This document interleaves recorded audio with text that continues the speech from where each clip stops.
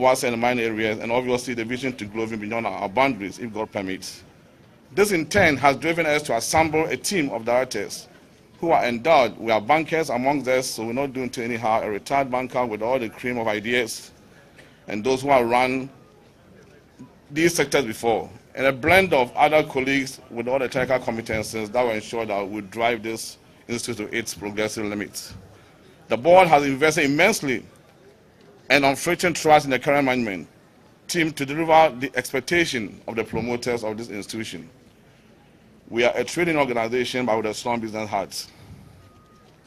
So your KPIs, colleagues, will be strong and will hold accountable if you are not delivering. And trust me, as a board chairperson, I now have banking in my DNA.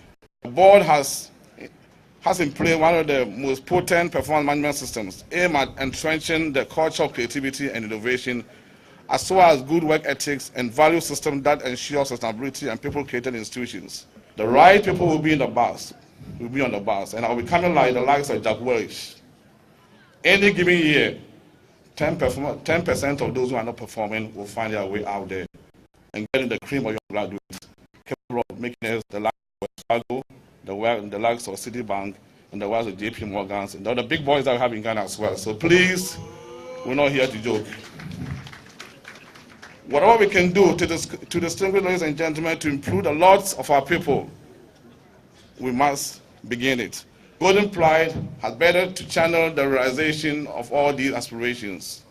His Excellency Nananom, distinguished ladies and gentlemen, as we ponder over these words as a joyous occasion, let us recapture the spirit that led our illustrious ancestors to develop our nation. And we ought to include redeem.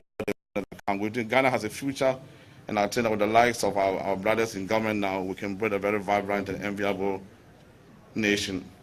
Long live GMWU, long live the mining industry, and long live our dear country, Ghana. Thank you, and may God bless all of us.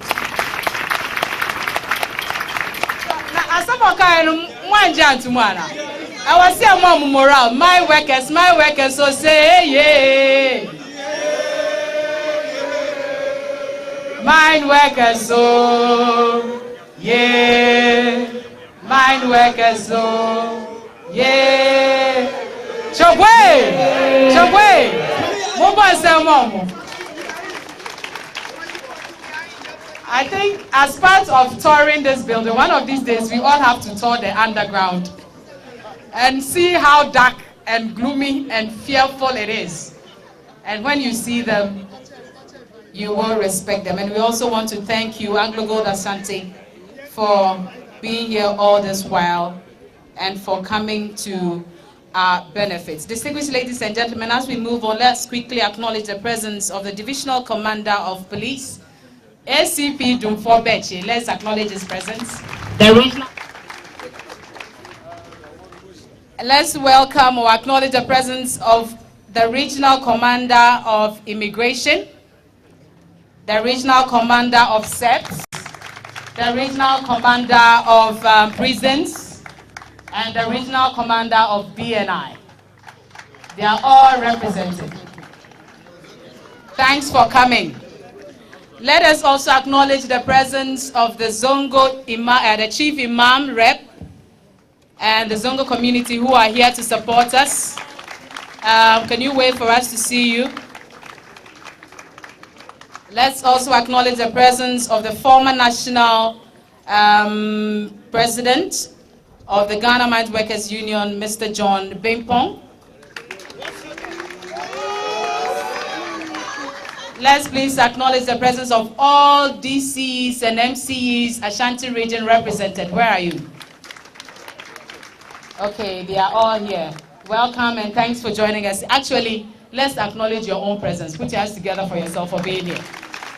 Let's acknowledge all the staff of Golden Pride Savings and Loans. They haven't slept for a long while. Let's acknowledge all the managers of Golden Pride Savings and Loans. I'm seeing, is it CP they call you?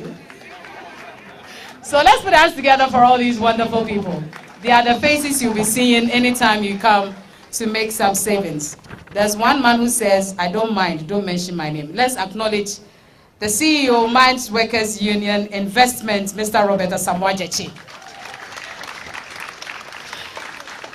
All right, distinguished ladies and gentlemen, as we move on, very soon you will have a tour of the edifice and how it looks like and where you would have to go when you want to do what.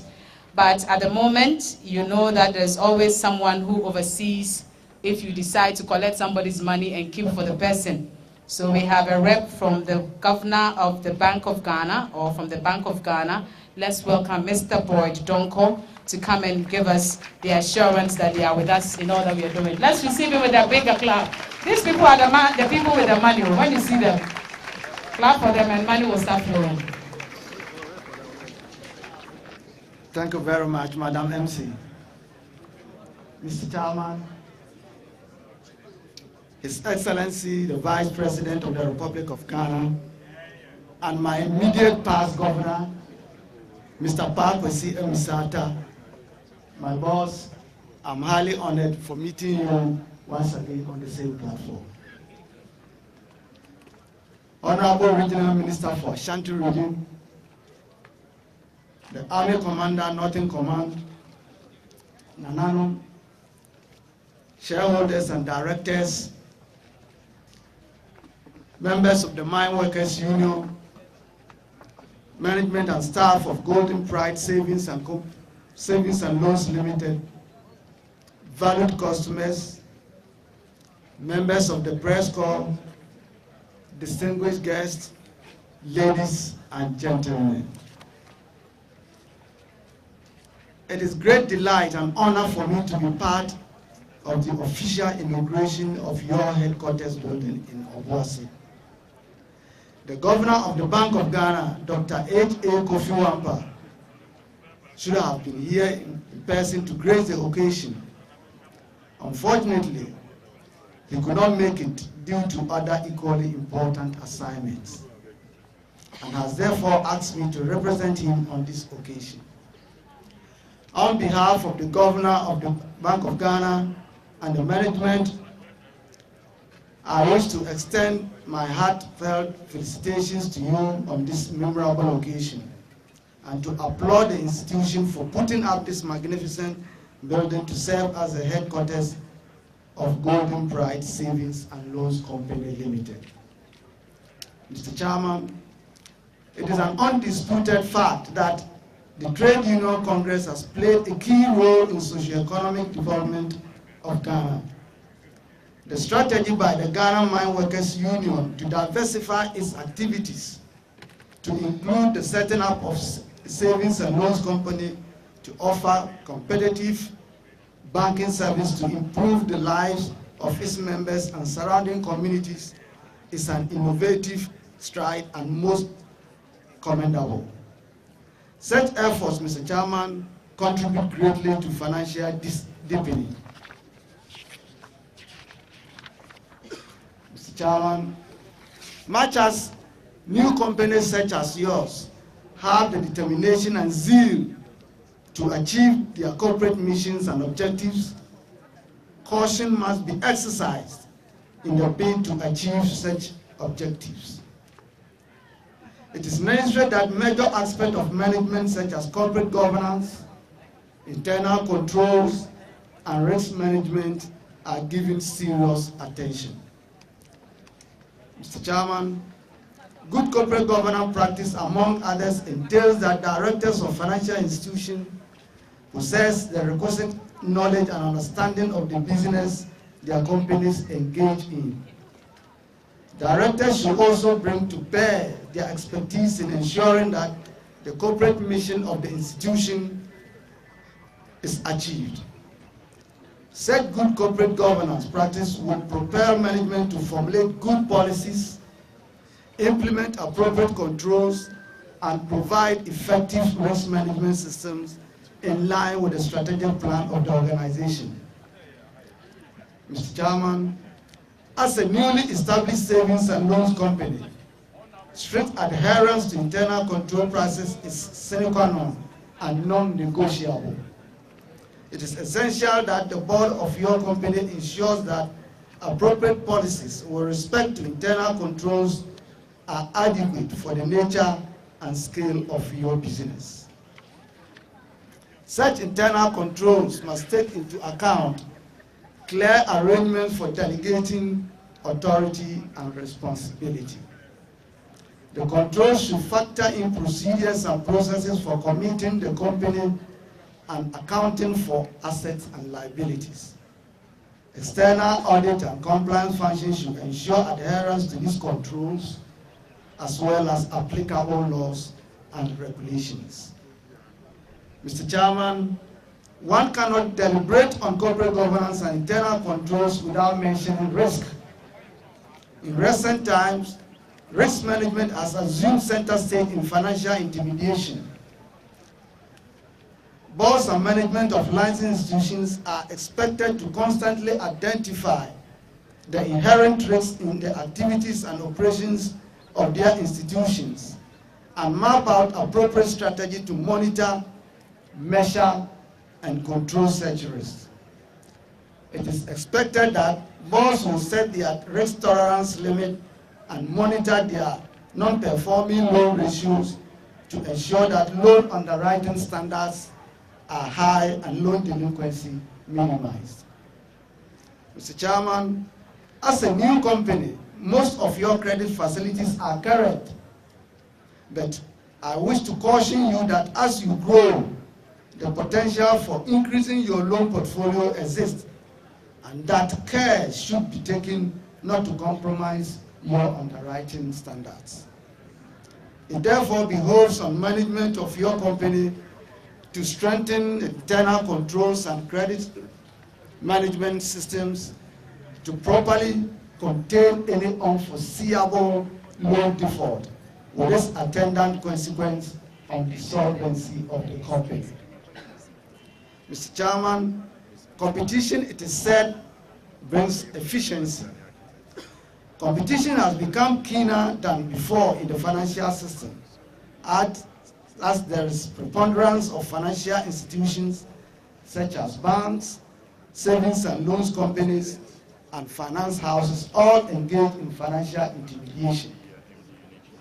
Your survival in the market is therefore a function of the type of competitive products and services rolled out in the market that are specifically tailored to meeting the needs of customers. You should stay focused on your niche market and areas of competencies in delivering financial services that are not only less complex, but also less costly to the public. Good customer service is therefore key for your survival.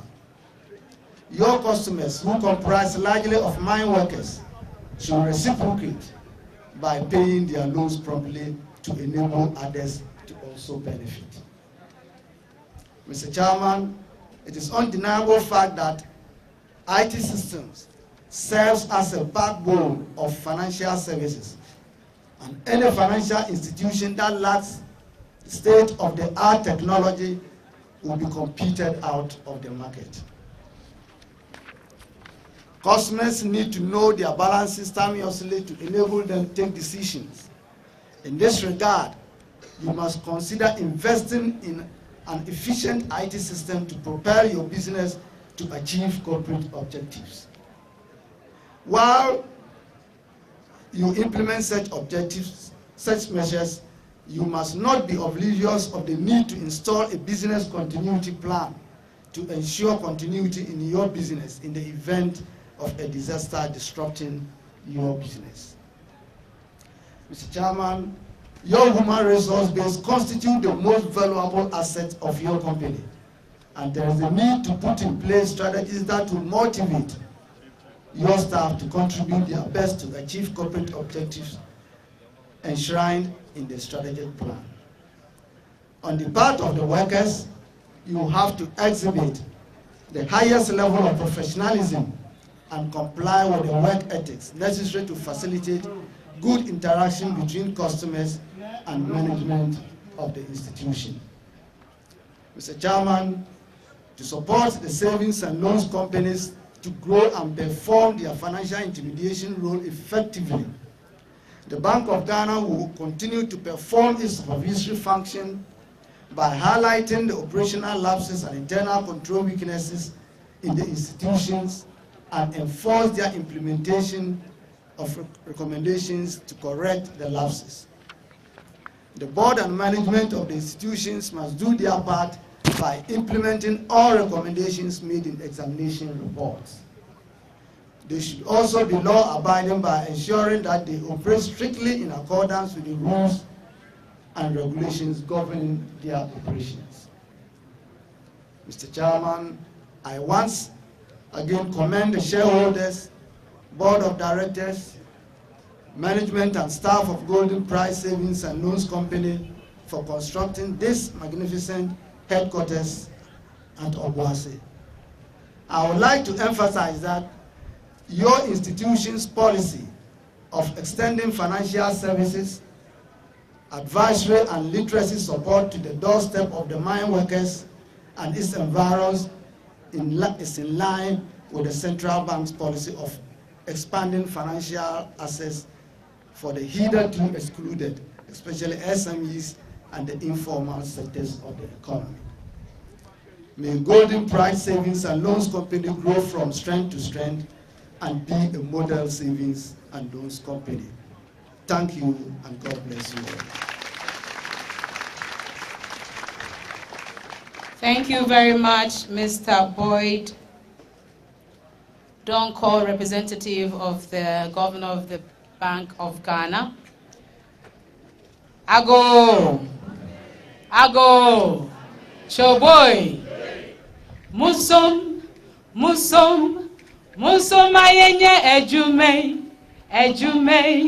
ejume, yemfamboye na dishimeyi, eni yenara, yenyobyo, eni hauni biribi, sohiya, eni hauni biribi, sohiya. Seya nyesa ekombekuye, seya nyesa ohia bekuye,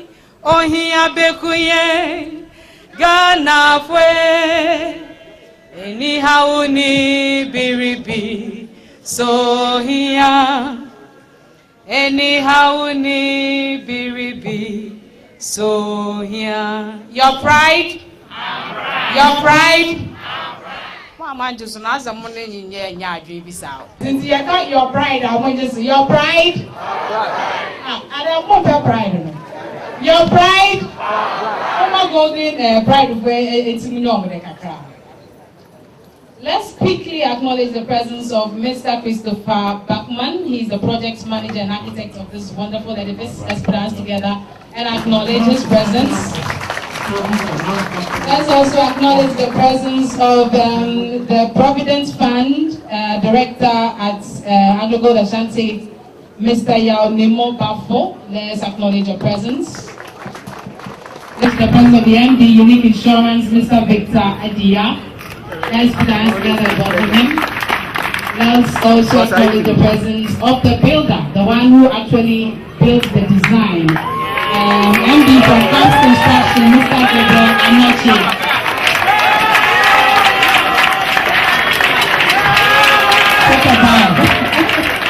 Thank you. We hope that it will collapse on us. Looking at the way it is actually looking fortified. And before he talks to us, I'd like us to acknowledge the president actually introduced to you the man who will introduce him to us, the MP for Esnafort South and also the Ashanti Regional Minister. Distinguished ladies and gentlemen, let's welcome Honorable Eric Opoku to come and introduce to us the Vice President of the Republic of Ghana. Let's receive him with a clap.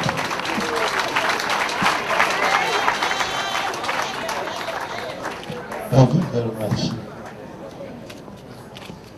Actually, my duty this morning is a simple one. To introduce special guest of honor for this important occasion. His Excellency, the Vice President of the Republic of Ghana, proud to see the Queen Emisa Atta,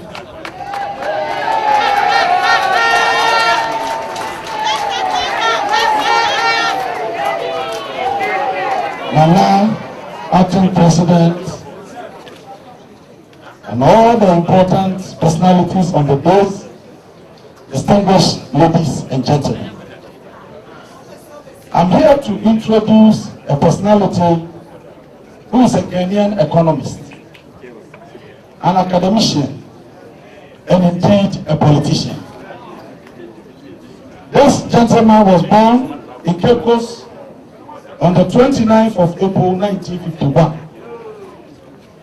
He started his education at Cape Coast Methodist B Primary School and passed the common entrance examination from Akim Oda Methodist School.